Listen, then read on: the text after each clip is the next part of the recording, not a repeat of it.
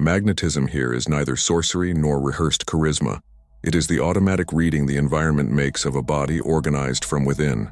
When a man crosses the door and does not need to announce who he is, what arrived before him was the silent sum of eye contact that holds without competing for territory, posture that occupies space naturally, and confident silence that does not fear pauses. Magnetism arises when the nervous system stops asking for approval and starts offering direction. It is the opposite of anxious verbosity. Instead of throwing words to fill the air, you deliver presence that reorders the room. This presence shows up in a lower breathing rate, in the neck tone that keeps the chin parallel to the ground, and in the stability of the gaze that is neither intrusive nor evasive. You do not seek attention. Attention happens because there is density. Gods of Semen, listen. If you feel apathy in your bones, fatigue glued to your skin, anxiety bending your focus, and compulsion thinning your essence, this video is your rite of passage. Today we open the 33-66-111 protocol, the spiritual engineering of masculine magnetism that rebuilds a man from the inside until the world must reorganize around him. In 30 days we will see why your face depuffs and your gaze steadies, why your voice gains density and cadence, and why your social scent shifts, without any cologne, not through cheap magic, but through guided retention, ballast-backed habits, and a purpose that calls your energy by name. You will understand the difference between scattered and condensed energy, how the body reads micro-expressions and pauses, and how to transmute impulse into deep work with routine, iron and lungs, 2 release valves, and dopamine discipline that protects your nights. This is a call to initiation. Stay until the end, because we will hand you hidden keys to pass through codes 33, 66, and 111 without falling into the traps that take down 90% of men, and to raise the silent authority that asks no permission. If you recognize this summons, subscribe to the channel now and activate the bell. Each episode is a step in your initiatory journey, and join our mission to reach 25,000 conscious men, not as spectators, but as a brotherhood that turns its own energy into destiny. The difference between scattered energy and condensed energy explains why retention, when properly oriented, acts as a psychophysiological focus. Scattered energy lives in micro-leaks, endless scrolling, unkept promises, draining conversations, oscillating nutrition, stimuli that excite but do not build. The result is a noisy inner field, unable to sustain one direction for more than minutes. Condensed energy, on the other hand, is the decision to channel. Retention in this context is not abstinence for its own sake. It is choosing a reservoir to move work, not to store tension. By reducing leaks, the brain relearns to distinguish real effort from pseudo-reward.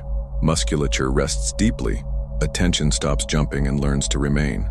The man who condenses energy does not walk faster, but arrives first because he does not deviate. It is this organized accumulation that the body transmits before the first word. The environment always notices first because it has been trained for millennia to read signals of safety and leadership in milliseconds. Micro-expressions on the face reveal whether there is coherence between what is felt and what is shown. When breathing stabilizes, facial muscles relax and the gaze stops asking for something from the outside. Micro-gestures of the hands reveal economy. What is said receives enough gesture to illustrate, not to beg for understanding. The speech rhythm slows, pauses appear without fear. The intonation loses peaks of urgency and gains specific weight. People perceive before they understand, which is why many describe this effect as social scent. In practice, these are combined signatures: regulated skin temperature, reduced cold sweat, a less reactive response time, subtle bodily corrections like straightening the shoulders without stiffening. Magnetism becomes, to the observer, the sense that you do not need to win the conversation to win the moment. There is, however, a persistent myth of magical results, as if it were enough to mark days on a calendar and watch guaranteed transformation. Magnetism is not a prize that falls from the sky because you started counting. It is the sum of habits that sustain the reservoir, of retention that saves unnecessary friction, and of a purpose that gives destination to the accumulated energy. Without habits, energy leaks again. Without retention, the system returns to dopaminergic loops that confuse satiety with reward. Without purpose, condensed energy turns into restlessness, and too much restlessness breaks posture from within. The real protocol is less glamorous and more repeatable. sleep treated as a base, clean nutrition to reduce mood oscillation, regular physical discharge to metabolize tension, simple morning routines that sign the contract of the day, strategic refusal of stimuli that steal depth. Properly guided retention only potentiates what is already being built. It does not replace the building. When these elements align, the social reading that once ignored you starts to weigh you. Colleagues yield space in the corridor without thinking. Attendants look twice before answering. Adversaries lower the volume upon realizing your pace does not oscillate. Even without the intention to impress, you begin to edit the room through consistency. This is not theatricality. It is physiological and psychic congruence that escapes through the pores. With each day of coherence, the brain reaffirms a map. Less urgency for approval, more readiness for the task. And the more the task governs you, the less the audience calls you. Magnetism then becomes a side effect of the correct direction. The final test of this thesis is simple. If your presence does not change the quality of the environment, the energy is still scattered. When it changes, it is not because you forced it, but because you consolidated the inside until the outside had to reorganize. At that point, speech regains value because it is born of a stable base. The magnetic man can speak softly and be heard, say little and be understood, remain silent and still lead. The secret is not in learning body language tricks, but in living in a way that makes these signals inevitable. Well-guided retention, ballast-making habits, and purpose that pulls the line form the architecture. The rest the environment interprets on its own. 33 is the first threshold where impulse stops steering and you start piloting. Up to this point, the nervous system is detoxing from the quick-hit economy, and the mind tends to negotiate with old loops. At day 33, the pattern breaks not by willpower alone but by signaling. Circadian rhythm stabilizes enough to give you real morning energy. Cravings lose volume because novelty hunger fades and you begin to feel again instead of chasing stimulation. This is stabilization of impulse. Less because temptation vanished and more because your prefrontal cortex recovered a seat at the table. You notice you can pause between urge and action, name what you feel without acting it out, and redirect the charge into breath, cold exposure, writing, or deliberate work. What used to be automatic becomes optional, and optionality is power. 66 is where the body starts trusting the new story. Sleep consolidates, which means you fall asleep faster, wake up fewer times, and access deeper phases that repair irritation and restore baseline. Skin depuffs, inflammation markers drop with steadier nutrition, and the gaze firms because muscular tension in the brow and jaw decreases. Your voice lowers half a tone, not as a performance, but as a byproduct of slower respiration and a calmer vagal state. Socially, you speak with fewer fillers, interrupt less, and let silences breathe because you are not bargaining for approval. This is consolidation of baseline. The new normal is no longer fragile, and stress that once derailed a week now disrupts a day at most. The key at 66 is to protect the gains by ritualizing what works. Consistent bedtime, pre-sleep light hygiene, short strength sessions, and a capped caffeine window. 111 inaugurates silent authority. It is not dominance, it is discernment. You identify invitations that look like opportunities but are energetic drains, and you decline without guilt. Under pressure, you maintain pace, which others read as calm. Your attention is less magnetized by conflict. Your words narrow to what moves the outcome, and your presence sets a slower metronome in the room. People test you less because your boundaries are legible without enforcement. The difference is qualitative. At 33, you could resist. At 66, you could sustain. At 111, you can allocate. Energy stops being a problem to manage and becomes capital to invest. You choose longer arcs of work, tolerate boredom that incubates breakthroughs, and organize your week around deep tasks rather than shallow firefighting. Authority here is quiet because it doesn't need a witness. Calling them codes matters because the brain loves salience and clear markers. Numbers compress complexity into handles you can grip under stress. A code is a mnemonic anchor that turns a vague intention into a checkpoint. 33 signals impulse stabilization, 66 signals baseline consolidation, 111 signals silent authority. This framing reduces ambiguity, which reduces decision fatigue. It also invites measurable commitments. You track sleep latency and duration, log training sessions and hydration, record a 30-second voice note weekly to hear tone and cadence, and take selfies at fixed intervals to compare swelling, eyes, and posture. The risk is fetishizing the count and forgetting the content. The antidote is pairing each code with a behavior set. At 33, prioritize removing leaks. At 66, fortify routines. At 111, expand stewardship by aiming surplus energy at one meaningful build. The codes work because they bundle story, metrics, and action in a single symbol, keeping you aligned when motivation fluctuates. Days 1 to 7 are dominated by dopaminergic detox. Irritability appears not as a flaw, but as a useful signal that your reward system is recalibrating. Sleep may feel uneven the first nights. You wake earlier than usual or toss before settling. Use this friction to install anchors. Fixed wake time, light in the eyes within 10 minutes of getting up, a glass of water with minerals, and 5 minutes of slow nasal breathing to lower heart rate. Focus returns in bursts.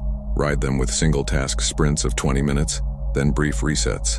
Expect appetite swings, and edge them with protein-forward meals and steady hydration. Socially, avoid debates in high-stimulation environments. Conservation now prevents self-sabotage later. The win of this week is not perfection, but pattern interruption, replacing reflex with response. Days 8 to 14 begin to smooth the terrain. Sleep stabilizes as your evening routine becomes predictable. Dim lights, screens out of the bedroom, last caffeine no later than 8 hours before bedtime. The gaze steadies because your respiration drops and your jaw relaxes. This makes eye contact feel less like a contest and more like a channel. Speech trims filler words and speeds less. You finish sentences you started. Training moves from willpower to rhythm. 2 strength sessions and 1 long walk are sufficient to metabolize tension without spiking stress. You notice fewer compulsive urges at night. When they arise, you can name them and put them down. Work blocks extend to 40 minutes with cleaner starts and endings. The key here is to ritualize what is working so it survives bad days. If you want a complete initiation manual, the ebook Stored Sex, The Code of Raw Masculine Energy delivers 170-plus pages across 8 modules with activation phrases, spiritual practices, and retention rituals to turn impulse into presence, anxiety into focus, and raw energy into concrete work. Each chapter connects theory to field protocol so your voice drops a tone, your gaze steadies the room, and your routine stops bleeding attention. Access via the link in the description or pinned comment and, for the first 10 buyers, immediate release of exclusive bonuses.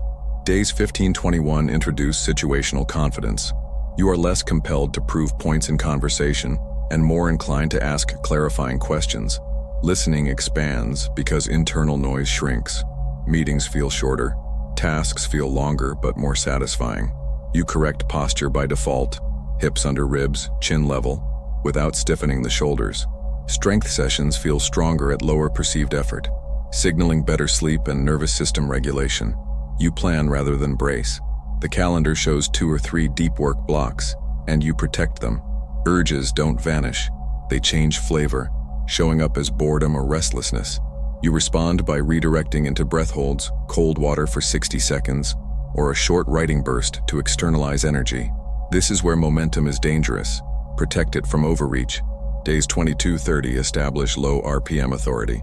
Posture opens without theatrics, hands speak less, and your tone drops a half step with fewer fluctuations. You say what is needed and stop. People begin to mirror your cadence, which buys you more thinking room. You maintain eye contact in short, steady doses, then look away to think, then return, unhurried, unthreatened. Decision quality improves because you tolerate the pause before choosing. Training remains simple.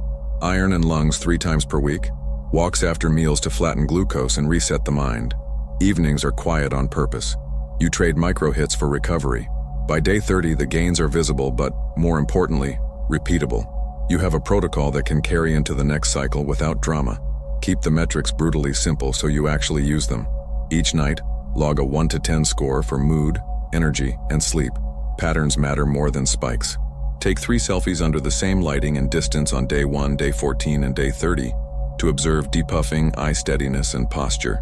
Record a 30-second voice note weekly reading the same paragraph to detect changes in pace, pauses, and resonance.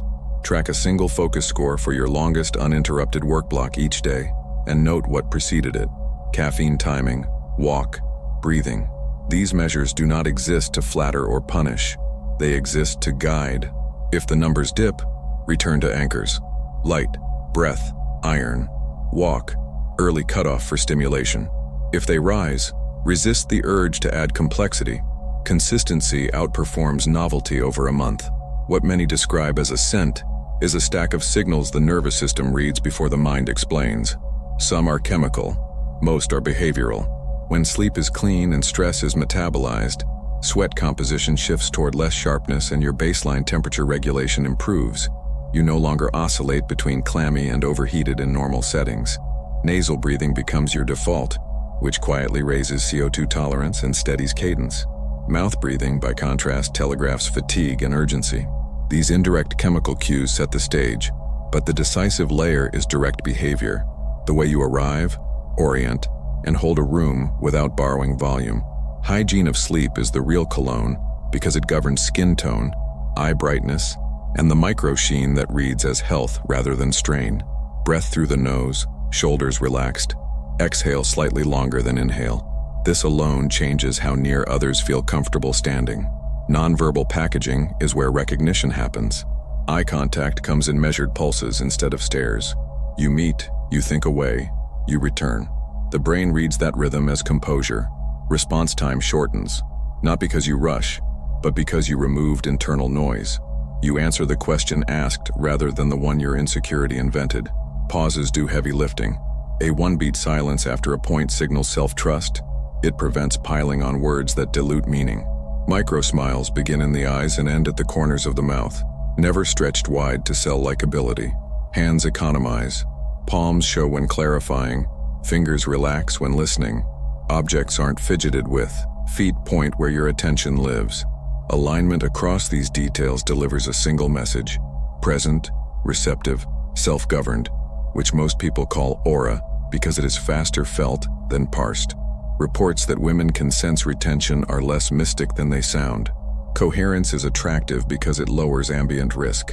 Presence is attractive because it promises attention without neediness. The absence of covert bargaining, compliments that demand a return, jokes that plead for laughter, reduces the social tax of being near you. What is often noticed first is the contrast.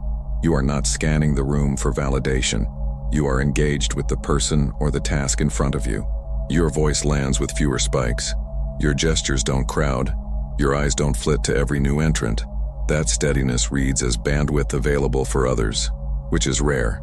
Curiosity replaces performance, and listening that is not waiting to speak creates a pocket of safety where people reveal more than they expected. The impression is that you are holding something, not withholding, and that difference draws attention rather than chases it. Limits matter because magnetism degrades into manipulation. The moment intent shifts from offering to extracting. Retention is a multiplier of whatever you are doing. If the aim becomes conquest or image maintenance, the field turns brittle. Congruence is the guardrail. Intention and action aligned, words and consequences in the same direction. You decline invitations that require you to counterfeit yourself. You stop short of using silence as a trap, and you treat symbols of potency as reminders to practice, not props to posture. The social scent should be an honest byproduct of internal order, not a tactic layered on top of chaos. If attention rises, let it land and pass. If interest appears, meet it cleanly or release it cleanly. Magnetism is sustainable only when it serves the work and the relationships you actually want to build. The engine of transmutation is built before the day argues with you. A 12-minute morning protocol establishes direction while the mind is still quiet. 4 rounds of box breathing to lower heart rate and widen the gap between urge and action. Cold water to convert residual tension into alertness without jitter. And 2 fast pages of writing to empty the head of looping thoughts and convert them into tasks. Breathing first establishes ownership of tempo.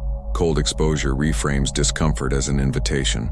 Rapid pages clarify what matters and what can wait.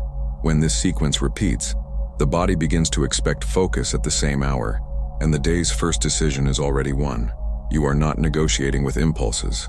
You are assigning them work. Transmutation needs physical plumbing, or the pressure will search for leaks. Iron and lungs 3 times a week supply the valves. Compound lifts to demand global tension and coordinated breath to release it on purpose, paired with long walks to smooth the nervous system on the off days. You do not chase personal records. You chase consistency across months. Training early in the day discharges agitation before stress peaks, preventing the familiar end-of-day spike that used to push you toward numbing. Walks after meals flatten glucose, tidy thoughts, and reset posture. They are not filler, they are strategic recovery. The principle is simple. Load, breathe, walk. When the body knows it will move hard and then move long, it stops petitioning for cheap relief. Energy that is not given a craft becomes a problem.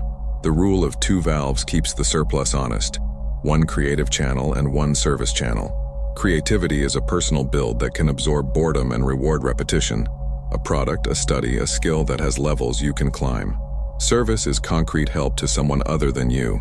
Mentoring a junior, fixing a process for the team, volunteering in a way that requires your hands. Creativity converts intensity into structure. Service dissolves self-preoccupation and gives your surplus a reason outside your reflection. Together, they prevent the 2 common failures of retention: hoarding energy with nowhere to invest and performing potency with nothing to deliver. When both valves are open weekly, you sleep with the clean fatigue of work done. There is an ancient fire asleep at the base of your spine, and it knows your name. Alchemy of the gods is the activation portal that turns raw impulse into crystalline awareness. Kundalini as the serpentine fire that ascends. Crystalline oil as the sacred unction that anoints the mind and opens vision. Spiritual liberation as the definitive break with stagnation. This is not shelf decor. It is a strategic grimoire, written to be lived. Page by page, you receive keys, rites, and maps to transmute anxiety into direction, noise into governed silence, scattered will into concrete work. Accessible the way your routine demands. A physical edition for ritual in your hands, a digital edition for immediate study, and an audiobook to saturate your mind while you walk, train, or work. If the calling pressed on your chest, enter the portal now. Link in the description and pinned comment. Introducing the audiobook Semen Retention Success Path. 2 hours of surgical content across 6 deep themes aligning focus, strength, and spiritual unlocking. It is the definitive key for those who want to exit the relapse cycle and install a retention protocol that changes your voice, your gaze, and your destiny. Listen, apply, measure. And to seal your crossing, we've released a bonus. 30% off the ebook The Art of Semen Retention for Men, 20+ practical pages straight to the point, so you turn understanding into daily discipline. Access via the links in the description and the pinned comment. Dopamine hygiene integrates the whole system so you do not burn the gains at night.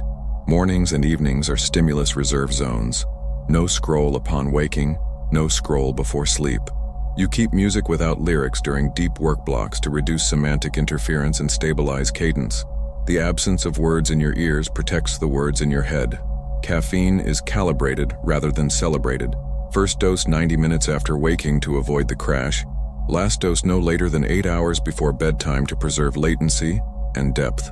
You stack these with light discipline, bright in the morning, dim at night, and a hard shutdown ritual that repeats even on good days. The point is not perfection but predictability. The nervous system craves sameness when you ask it to perform.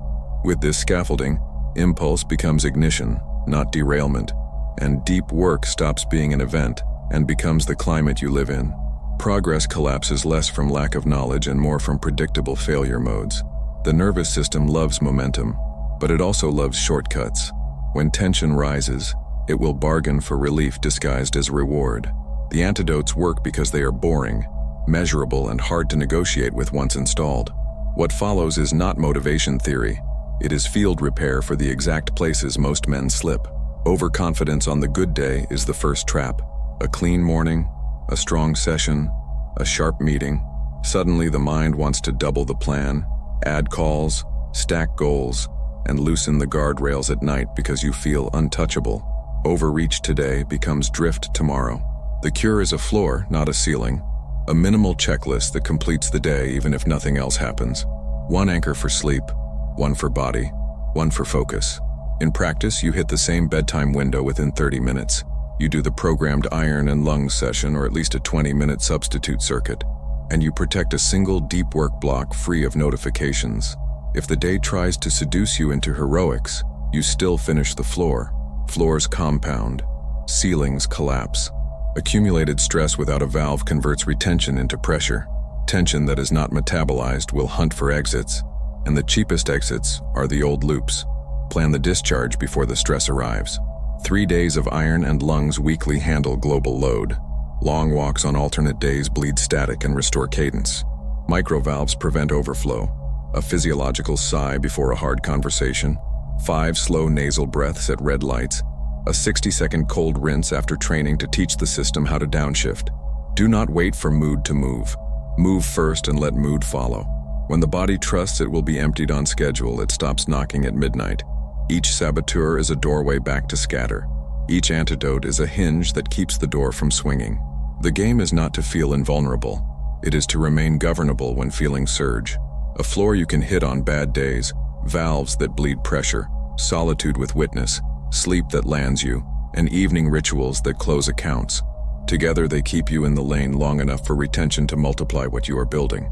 You can close this tab and remain the same, or accept that life does not change while you repeat the same rituals of fatigue. The road forks here.